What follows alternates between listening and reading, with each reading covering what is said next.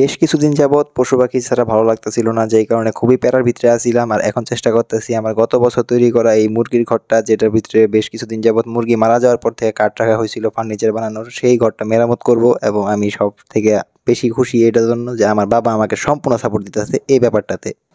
দেখতেই পারতেছেন এখানে অনেক বেশি ধুলাবালি আর এই অনেক ময়লা পরিবেশ দেখাই যেতেছে, এবং বাইরে যে পর্দার অবস্থা ভাই খুব বাজে অবস্থা। এখন আমি একটু ভিতরে যাই দেখামু ঘরটার কি অবস্থা। এখানে আমি একটা মুরগির ঘর বানাইছিলাম কাঠ দিয়া, আর ঘরের অবস্থা আসলে কাঠ রাখাতে কাঠগুলো সরানোর পরে দেখা যেতেছে যে অনেক সমস্যা, ইঁদুরে অনেক বেশি উপদ্রব, যে কারণে মাটি উঠায় ফেলাইছে, গর্ত করে ফেলছে অনেক। এই যে আমার খাঁচার অবস্থা, এটা অনেকদিন যাবত পরিত্যক্ত অবস্থায় আছে, ভিতরে কোনো মুরগি নাই, শুধু একটা কলস পড়ে আছে, মাটির কলস আর কি।